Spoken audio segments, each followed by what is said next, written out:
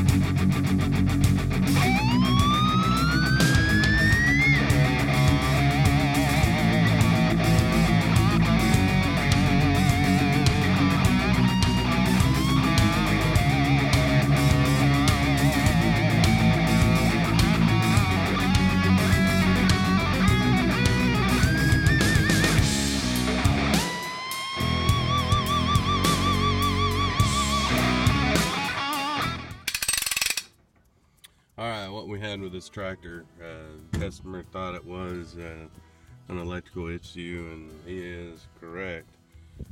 What it was is we were turning it over, we had it firing over, turning over, the starter engaging, and then it quit. We pulled this panel, and I don't know if you can see that in the camera, but that key switch is totally looks like the battery's been getting back into it, and the dog ears are eat off of it, so it's barely making contact. So we're gonna have to replace that key switch and fix those wire connections, and he should be good to go.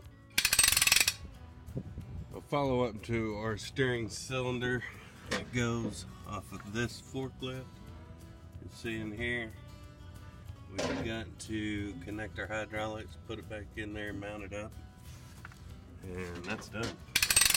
Alright, I didn't film it, but we put this compressor back together. There was actually the customer ran the wrong oil in it.